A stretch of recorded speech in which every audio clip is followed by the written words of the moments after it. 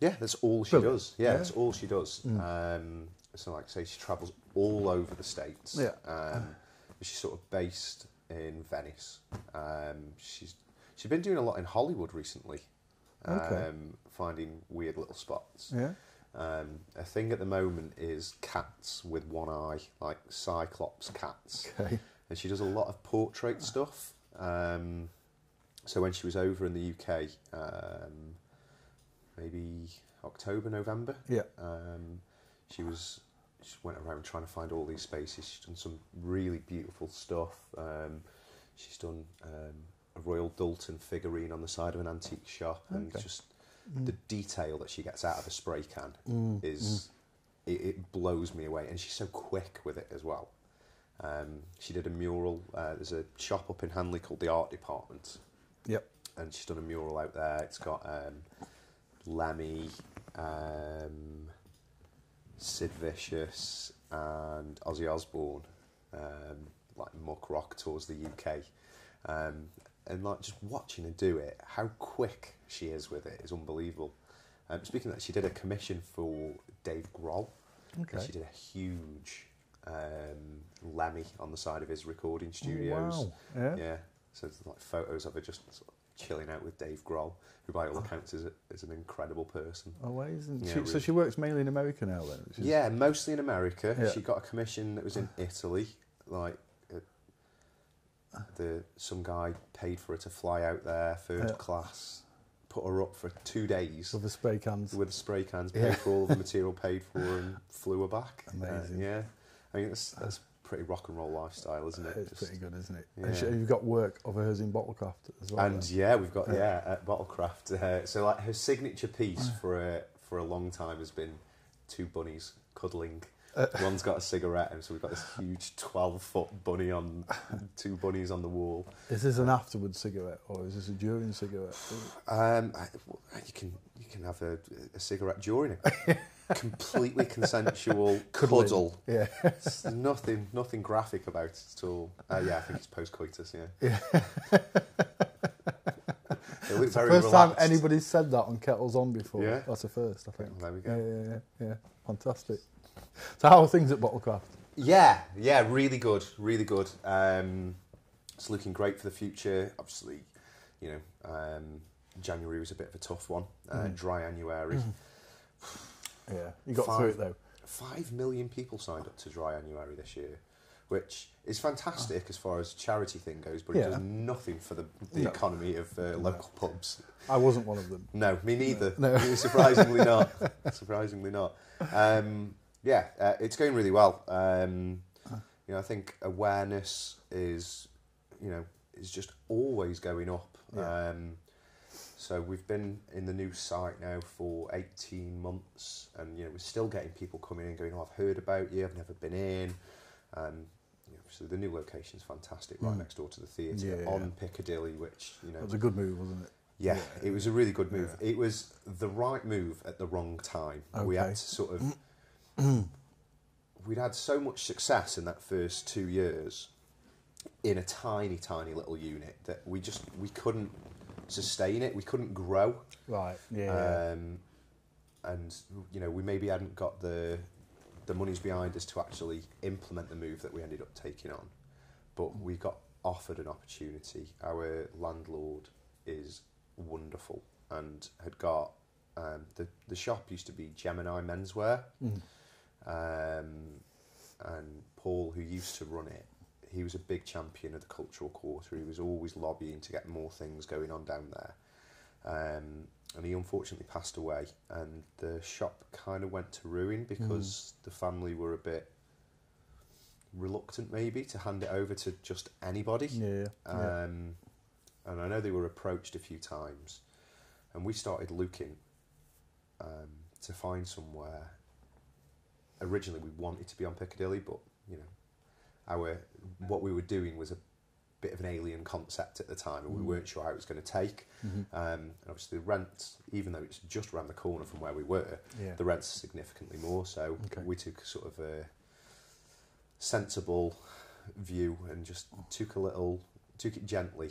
But then once we realised what we were doing was hitting, the zeitgeist, and people. There's a lot of work involved, wasn't there? There's a complete refurb of the place. Piccadilly. You wouldn't recognise the building, to be honest, from how it was. I mean, it was in wreck and ruin, to be honest. It'd been empty for 2.5 years. The roof was damaged. It'd been leaking. We had to get rid of dry rot, and we had to do a lot of structural work on the upstairs walls. Completely redid the place. Basically, at one point, I remember standing in what is now our cellar and staring up and seeing the tiles of the roof.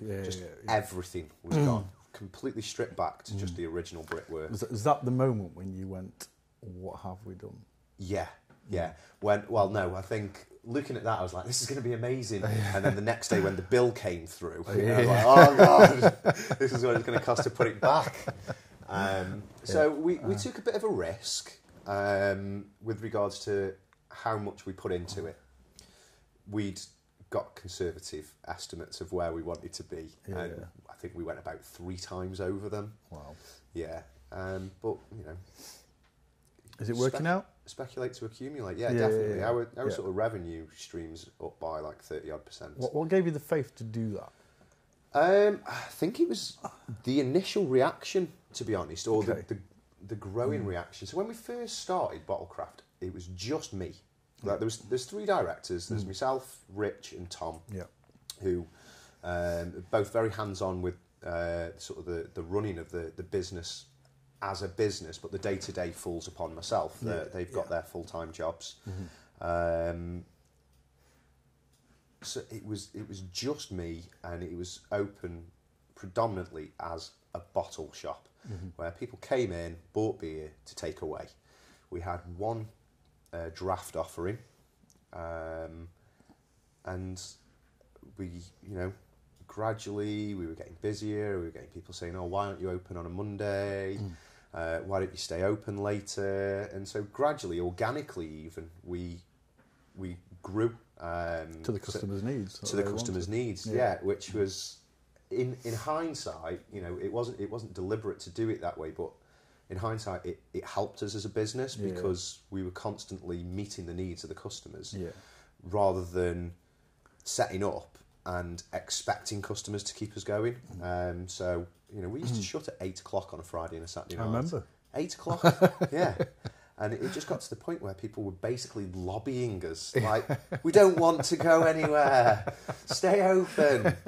And by the time our second birthday come around, we were already in. Yeah. We'd signed the lease to the new place. So basically within 1.5 years of opening, we were like, this is working. Great. We need to be bigger. To continue growing. That must have been a great feeling. You realise that sort of that affirmation that what we'd done, and like I say, it genuinely was a risk. I was approaching my 30th birthday. I've been working in the industry, beer and entertainment. I worked at the Sugar Mill for 9.5 years. I was landlord of my own pub by the time my 19th birthday come around. Started off as a glass collector at 16, so I feel like I know the industry. But what we were doing, especially within Stoke at the time, was out there. It was there's no carling. There's no carling. No, there is no carling. We were trying to bring something that was possibly more suited to a Manchester or a Birmingham. But Stoke didn't have one. No. So somebody had to do it, and we got in there first. And you can pretty much go anywhere in the city now and find something. Yeah, I was going to say, there's a lot of people have gone into the same sort of thing over the city. Are you still staying ahead of that? It's still. I would like to think we're still. I think all of them offer something unique, which is beautiful, and there really is no sense of competition, which is quite refreshing, because pubs generally, they went through some hard times. The whole industry went through some hard times. So there was this sense of competitiveness. People, are trying to undercut. Our pints are £2.20 rather than £2.30 up the road. And there's been so much support from the other people, and we've been very forthcoming with advice for people. A lot of people have come to us and said, we're looking at doing this. What do you recommend? And rather than being like, oh no, you don't want to do that. Oh, that's really hard work, which it is. But you know, it's been great to sort of help people. We're doing. There's one coming in Market Drayton soon called the Vinyl Tap, which is a great name for a bar. And they're going to be very music based. They're going to have a record player on the bar. They're going to be playing records throughout. And we're acting officially as a consultant with them now. Brilliant. So I've got high expectations for that. Mark, who's started it up, he's done this, he's done that, and he's just like, I want to do something for me. I like my beer, I like my music. You know, I'll take the risk, and I'm going to go for it. And, Brilliant. Commendable, and very similar to how we came about. Myself and Rich, we'd been friends since I started out as a glass collector in what was his local at the time. He's a few years older than me. I think he's about 7 years older than me. And I was this annoying 16-year-old, and he was, in his early 20s. But we just clicked. We became really good friends very quickly. And, years down the line, we'd go to music festivals, gigs all around the country, all around the world, in fact. And we were just saying, it would be nice if we could have our own bar one day. One day it'd be amazing. And Tom was working down in London for Sky, specifically the Now TV sort of leg of it. And London, being London, was way ahead of the rest of the country, especially Stoke-on-Trent. And he'd come back up at weekends, and he'd be bringing all of these beers, and Amo would be telling me about all these fantastic beers that Tom was bringing up, and I was just getting jealous. And and it just sort of happened one day, sort of a drunken conversation manifested into an actual solid idea. And so what was your first step in doing that then? You had that idea. What did you do?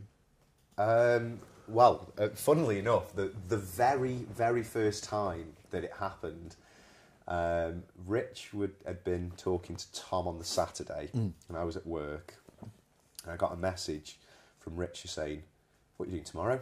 I was like, "Nothing, got a day off." He's like, "Do you want to meet me?" I was like, "Okay, yeah, I'll meet you. Where? What?" And we ended up going down to, I can't even remember what the pub's called. I'm not even sure if it's a pub anymore. In Stoke, a pub that neither of us ever normally drank in because it was a top secret meeting, obviously. And we ended up watching, still remember it now, Stoke versus Tottenham was on the TV, and we won 1-0. Bojan scored a wonderful goal, and he just said, "Listen, should we do this pub thing? Should we actually do it?" And I was just like, "Yeah, okay." And then 3 weeks later, the company was registered. Brilliant. We just went for it, registered the company, and then discussions just sort of carried on. There's a lot of group chatting. April, we picked up the keys to Marsh Street and got in. I was still working at the sugar mill at the time. So I think I left the sugar mill 2 weeks before we opened the door. Wow. Just absolute chaos, just absolute mayhem, because obviously Tom and Rich were working full-time still. So I was doing my full-time job and then going and getting a shop ready. There was lots of days where Tom would meet me after work and we'd just go and sit around at the shop and paint, get things ready, utilised our connections, our friend networks, and just got a lot of stuff done well at reasonable prices. We made it work within our very limited budget. It snowballed really. It was so strange. I couldn't pinpoint to you one moment where it just became real. Like even the opening day, our official opening day on the 1st of May, was just chaos. We still hadn't got the sign up outside, so when it came to official opening time at at midday on the 1st of May, we'd got scaffolding up over the front door whilst me and Sean were putting a sign up over the door, and our first customer had to climb through some scaffolding to get through. They were determined. Very determined, yeah. But I think that's sort of indicative of of what's made us a success is, you know, we fly by the seat of our pants a lot of times, but what we have got is something that people want to be a part of. You know, we've always tried to have a friendly, welcoming, comfortable environment for everybody. You know, we don't judge. Like, if you don't know craft beer, come on in, we'll show you. And if you do know craft beer, come on in, because we've got you covered. You know, we've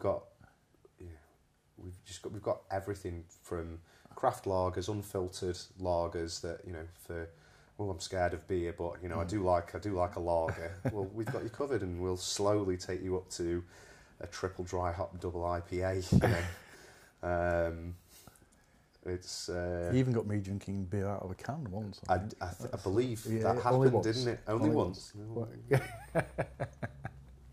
You say only once.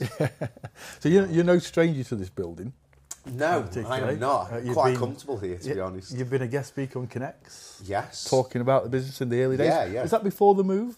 I think it might have been, or just after. I think it was just after, wasn't it? I think it was just after.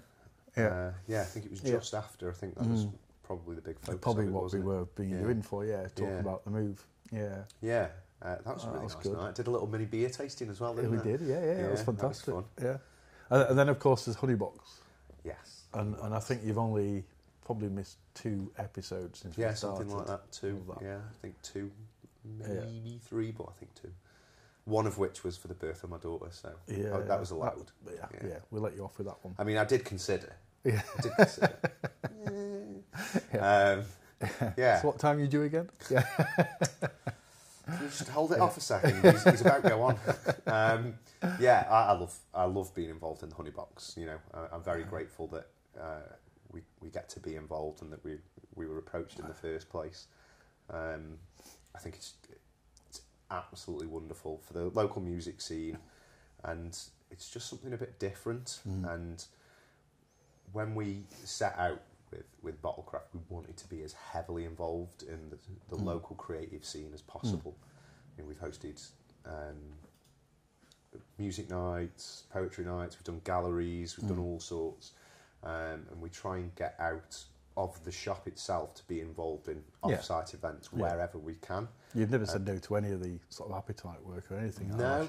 Well, I mean, the thing is, you know, as a business, you've got to be willing to go and jump 2 feet in, and it's great for us. I mean, we've come so far from the first off-site event we did, where it was basically, again, very BottleCraft, winging it and hoping for the best. And now it's, you know, I'd feel comfortable rocking up anywhere with the setup that we've got and the knowledge to just go and pitch up anywhere and run an event. But, you know, like Honeybox maybe, I guess financially isn't ever going to make BottleCraft, you know, millions and millions of pounds. But what it is, for me personally, I guess, is giving a little something back and being involved in that. You know, the obvious benefits are sort of exposures, because of the bands that are coming through, the artists that are coming through.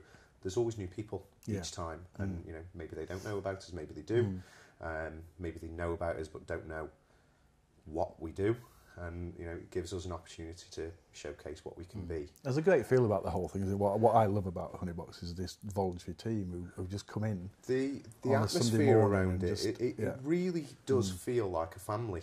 There's a very community-driven feel to it. And the bands who come in, you know, we never have anybody on twice, so it's all new. It's always new to the bands that are coming in, and I think they get that straight away. They come in and they go, "Oh, yeah, this is great. This is really nice. You know, it's a great opportunity. This is nice to be here." There's no sort of prima donnas. No, you know, everybody gets involved and does what they need to do. Yeah, and everybody's got the little part of the little place, you know, a little part to play, and absolutely, and everybody gets on with it. The volunteers, especially, just you know, the camera, most of the camera operators just here because they love being involved, and you know, they're still here in season 3. Yeah, absolutely. It's fantastic. It's great. Yeah, people. It just amazes me on a Sunday. I come in, you know, Russ and I come in first thing on a Monday, about an hour before anybody else arrives, and check everything, and then people start arriving. It just amazes me that people still still arrive. Turning up, yeah, are still coming to do it. It is a great feeling. It is, one of the highlights of what we do, I think, at the moment. Yeah, well, that's good. Even though, as you say, we don't make anything out of it. It's all voluntary. It's just supporting that, amazing local music scene. What's been really good for me, obviously, I'm not heavily involved in it in the same way that you are, but say here at every Honeybox is the growth of it from that first season. The product has refined itself and is almost seamless now to the point where everybody knows what they're doing, and it comes across as such a well-rounded and brilliantly put together show. But that recognition of that, people are seeing it. I wouldn't be amazed to see what the viewer figures are like. It from has the first shot season. up from it is very strong now. That's helped by the amount of people who are now sharing it as well, because we do it on Facebook. You can share it on there, and I think we had 30 odd shares possibly on the last. Brilliant. If not and more. Hitting thousands and thousands of people. Yeah, loads of people are viewing it and seeing it, and that shows by the amount of people who are now writing to us one way or another, Facebook or whatever, saying, "How do I get on the show? How do I do involved? it? How do we do this?" And the reply is always just come down and get involved. Come down, see a show, introduce yourselves, and get involved, and we'll take it from there, sort of thing. Brilliant. And it always amazes me how many musicians who have played the show previously come back and see episodes. For free. Yeah. They'll pop back in and they'll watch the show, which is great. John, for instance, he's probably been to more of them than I have. Probably has. Yeah, and it's always nice to see those people. It really is. And other promoters, people who are promoting other things in the city, come down. Yeah, and watch shows as well. There's a lot of guest talks as well, isn't there? And it's it does feel like anybody is welcome, and absolutely, almost anybody can get involved in some form or another. Yeah. So this is a great thing to do. Favourite moments, favourite bands on the show? Oh, I mean, I've put you on the position. No, I've got one very definite favourite moment, just because it was so hilarious. Is it Blind Pilots, the rap duo? Is it Blind Pilots? Oh no, it wasn't, was it? Who was that? There's been so many. Yeah, it was Joe and Jim. Yeah. Early season 1. Yeah. We did that. First or second episode, probably. It might have even been the first episode. Was it the first episode? Yeah. Maybe. Yeah. I mean, Russ is swearing at me from behind his screen. It was the first episode, I think. And the song, they did a song called Snake Venom or Snake Blood that was just hauntingly good. And obviously they've gone on to be Average Joe now, who are doing amazing things. But Joe did this incredibly not so subtle BottleCraft advert during his interview, and it's still, just thinking back on it, it just gives me creases, because he was just holding this thing up. BottleCraft for all your needs. It was brilliant. That was a definite standout highlight for me. But what I really enjoy about it, what I get out of it, is having worked in the music industry locally for so long. I was the local music promoter at the Sugar Mill. Of course, yeah. And it's basically 4 years now since I was there at the Sugar Mill, and I feel so out of touch with it. I don't know what's going on locally as much as I used to, and it really allows me to sort of to see what's happening, to see what's going on, and it amazes me every time the talent that this city's got. It's incredible. It's just it almost feels wasted, because nobody industry-wise really gives little old Stoke that focus that he deserves. I mean, that's not to say that we haven't had no, absolutely incredible, but there is so much more talent comparatively to on the Brits last night. British Breakthrough Act from Stoke, right? So there is talent there, but it's just getting it spotted, and a lot of people to achieve that have to sort of move to, whether it be to Manchester or London. Those are the two sort of go-tos, really. For getting your talent spotted. So things on the up generally, do you think? Definitely. I mean, so you're involved, like us, you're involved in business locally, and you're also involved in the art scene very much locally as well. Absolutely. I I think it's confidence. Okay. One thing I would have always said about Stoke is this almost self-deprecating viewpoint, and somebody from outside of Stoke says anything negative, hackles straight up. You know, we're so defensive. Yeah. But when it comes to talking amongst ourselves, there was always this sort of underlying feeling that you know, maybe we weren't worthy, or you know. But it's interesting what you say about confidence, because there is a viewpoint. There is a view that in order to achieve something, you've got to visualise it first. You've got to see yourself there. Yeah. And if you don't have the confidence to just see yourself there, then you're never going to make it. You're never going to get to that point. If you can't believe that you're worthy of standing at the top, you're never going to get to the top. Yeah. You've got to see it first. Yeah. And I think, you know, I know ultimately it was a failed bid for the City of Culture thing, but I think that really did light a fire under a lot of people, and they got that realisation that we could possibly do it. There is the confidence to do it. There's the aspiration to do it. Yeah. Well, the City of Culture thing is quite often heavily lent towards areas that need it. And if anything, it's almost a backhanded compliment that we didn't get it over Coventry, because I think Coventry did need it more than we did. Yeah. Obviously, it would have been fantastic to have that, and sort of the exposure and the funding that comes with it. But I think it really has sparked people's imagination. And people didn't give up, did they? They didn't go, no, we've lost. That was it, you know. We've lost because we're rubbish. No, we've lost. We did really well. We haven't quite made it, but we can do this now. But we can do something else. And that's what I mean about the confidence. It got people talking and experimenting and visualising and, you know, maybe stretching themselves a little bit further. That's interesting, isn't it? Yeah, it really is. Interesting viewpoint on that. Absolutely. So yeah, I really do feel like Stoke-on-Trent culturally is going through. It's never not been there. There's always been culture in Stoke, regardless of what people might perceive as a creative city. It's always been incredibly so. And you know, the talent that has had to leave Stoke to go and find itself, maybe over the next few years won't have to leave, because they'll be able to realise their dreams here. That's my hope anyway. You know, I think the city on a whole is rising for me.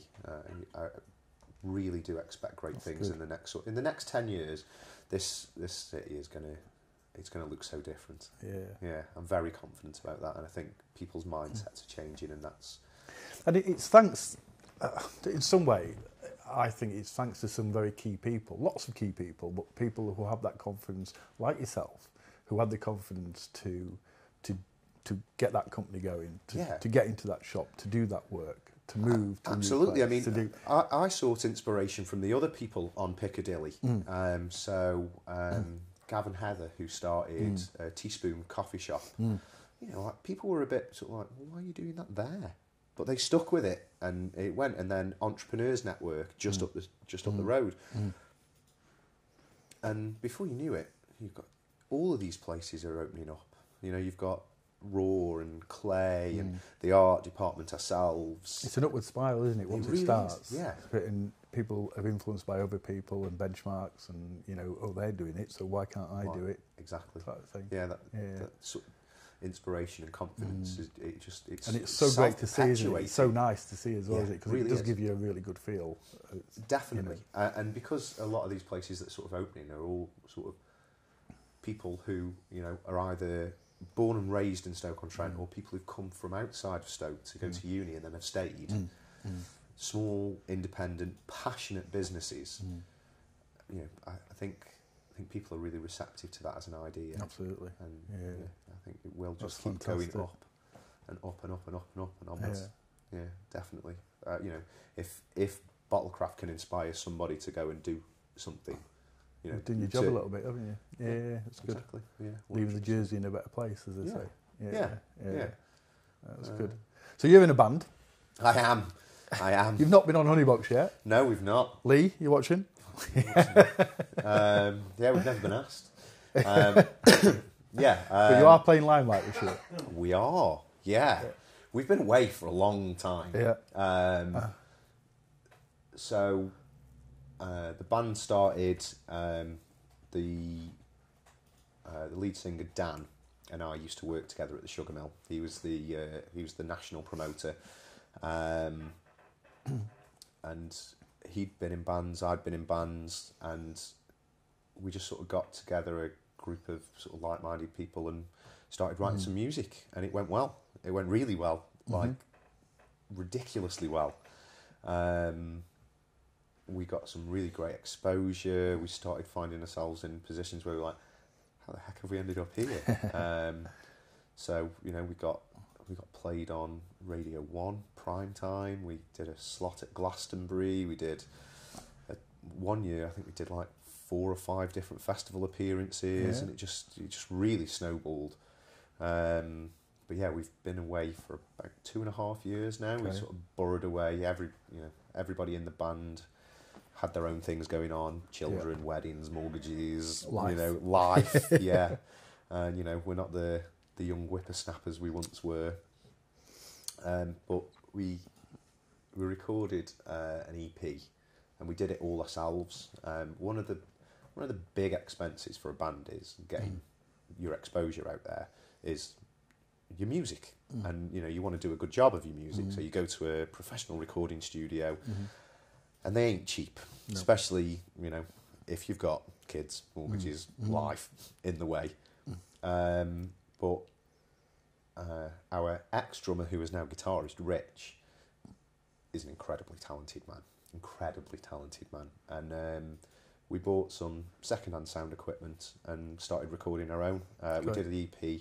We're really happy with the results. It might sound daft, but it was the collection of songs that sounded most like us, or at least that live sound that we put across, as opposed to just this really sort of heavily well-produced thing.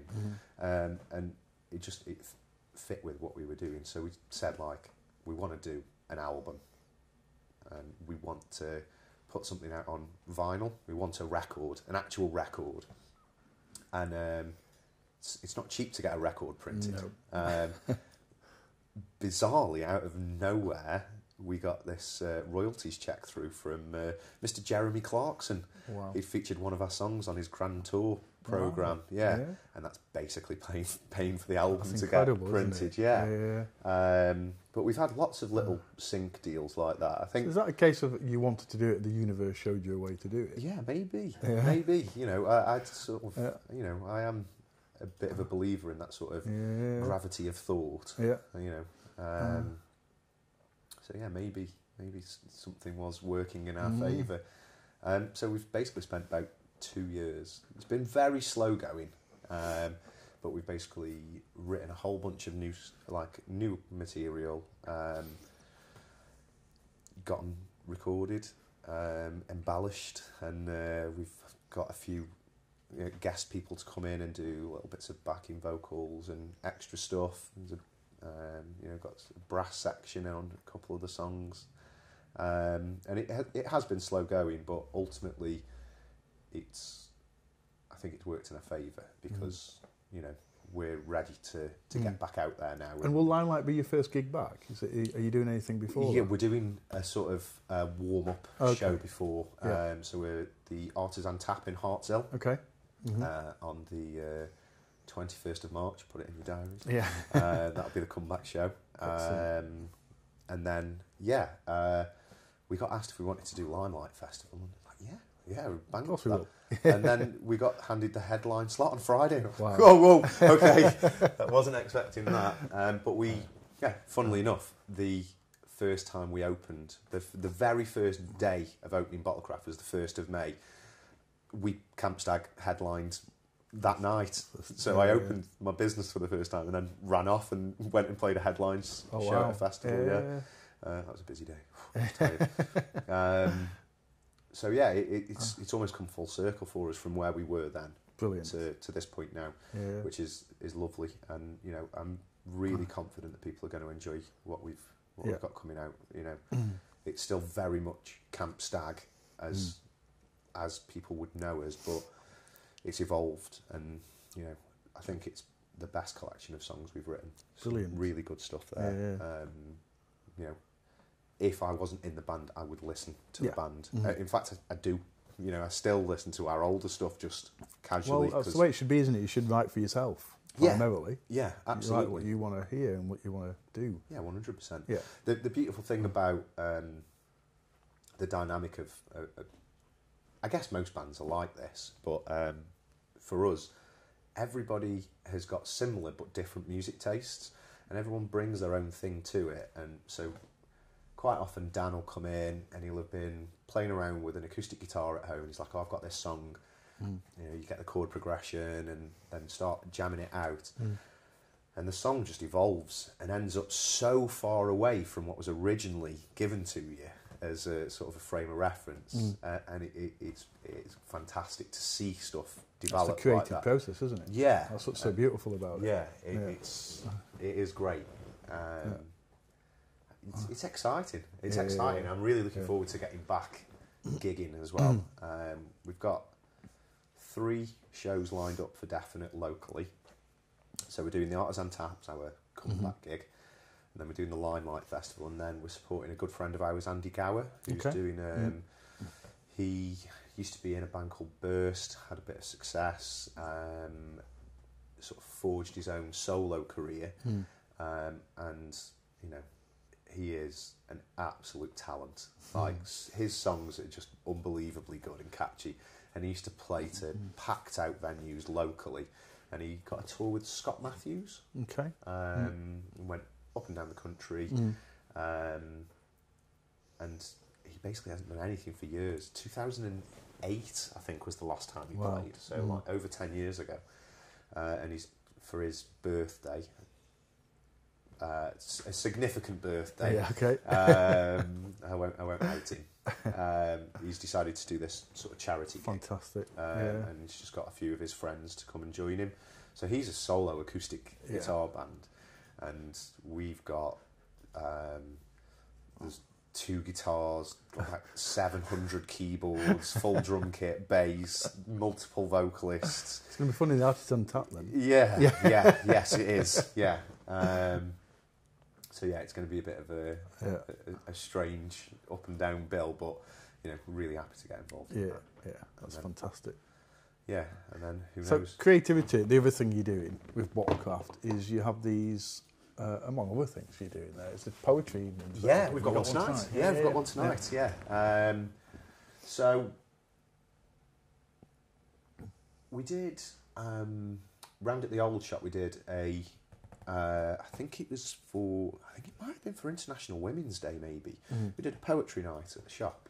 We got approached. And we did it. It was absolutely wonderful. And then when we moved to the new venue, we've got this great upstairs space that's perfect for spoken word events, sort of low acoustic-y demands.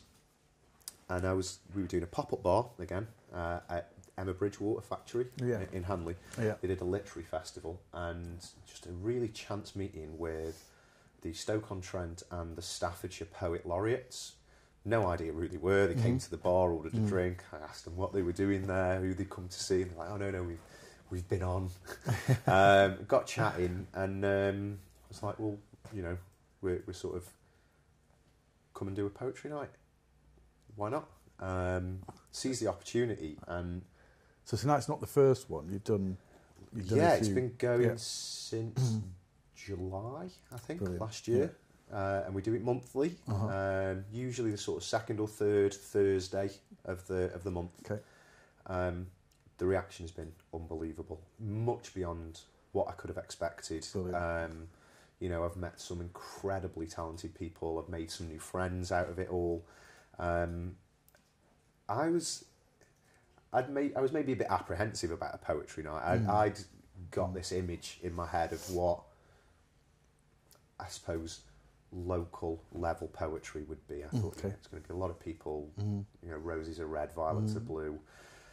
You forgot there's all this confidence about now, though, haven't you? But there is, and it was completely different than what I expected. The quality of the work is like, you know, just even thinking about some of the stuff, I get goosebumps. Some of the stuff is so affecting, and you know, Emily Rose, who was on Honeybox on Sunday, you know, she really sort of opened my eyes to what poetry could be. Her stuff is absolutely fabulous. She's the Staffordshire Poet Laureate, and you know, people like Gabby, who, you know, everybody knew, but when I sort of stopped and really listened, just taken These people aback. got something to say. Yeah, absolutely. You know, people like Nick Dagg, who can just write something that puts a smile on your face. He's you know, he's possibly the closest thing we've got to a John Cooper Clarke in Stoke. He speaks from the heart and from the street, and he makes you smile all the way through, while still having something to say. I wasn't expecting it, and I'm really glad that I you know, it started and has evolved to the point now where, you know, we're getting regular messages saying, when's the next one? Can I get involved? Brilliant. And you know, we've had people travelling from all over. We've had people coming up from Birmingham. You know, we get a lot of people from Stafford, like from all over Staffordshire, to be honest. I think we've had somebody from Derby. There's talks of somebody from Newcastle upon Tyne coming down. You know, it's just it's amazing, isn't it? Tiny little shop in the city centre, doing a poetry night once a month, and people are travelling. And you know, this, I think what's really great is it's so inclusive. We have sort of headline slots, sort of, we curate a bill, if you will, but we have a very big chunk of the night is reserved for people just to come up and perform, regardless of ability, how long you've been doing it. Just give them a go. And you know, we found some incredibly talented people from those open mic sections who've gone on to do sort of headline slots. And you know, I would definitely encourage anybody who feels like they've got something to say to come along to one of the nights. I guarantee you'll be inspired. That's brilliant. It's hard not to be, because there is, you know, people of all ages and all abilities, of all different styles, coming, getting together in one room and supporting each other and encouraging and being appreciative of what's going down. I even write a little bit myself now. I never thought I would do that. Going from being not sure about it at all to actually being creative and writing stuff. Getting great, up and doing a bit, and you know, it's really cathartic, to be honest, to put some of your thoughts down and try and you know, express yourself creatively. It's a different mode for me. I've always been passionate about literature and the spoken word. I love English language. We were talking about it earlier. You know, I don't think there's another language in the world that sort of allows you to play with words quite the same way. You know, it can be so expressive, and you can one sentence can be changed so subtly to have a whole completely new different meaning. Or interpreted by the same thing interpreted by different people to be different things. Absolutely.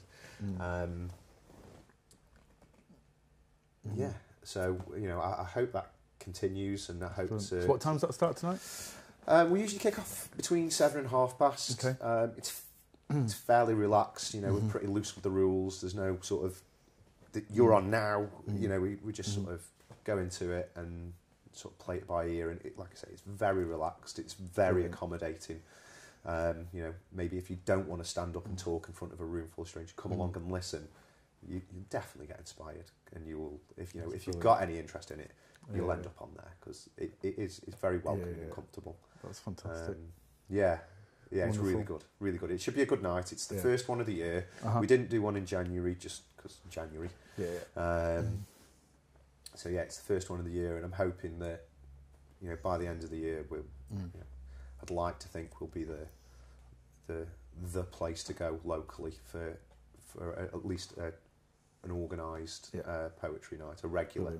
You know, it won't stop anybody going and doing stuff, and yeah, my eyes have definitely been open to what's out there. There's loads of little sort of events going on all the time, all around, and you know, the support for it is incredible. There's some people involved in the scene who are just so passionate and dedicated. Jason Smith, I don't know where he finds the hours in his day. He's always somewhere doing something. Yeah, and he'll probably be there tonight because he brilliant. just is. Yeah, it's really good, really good. Great. Really I good. wish you luck with that. Yeah, thanks. It's always a pleasure to have you in here. Yeah, it's always chatting. a pleasure to be here, mate. Really it's always good. a pleasure. Always good to chat. Lose hours. Yeah. Lose Well, hours. we've both got jobs to do, unfortunately. Yes, unfortunately. Yeah. Got to go back and run a business. Yeah. Pop in again sometime. Yes. Well, you know, I'll see you soon. I'm always up for a brew. Well, we've got honey box Some soon whiskey. again. Yeah. That's going to happen again, isn't it? See you there. Thanks, Yeah. Chris. No worries. Take Thanks, care. Pete. Cheers.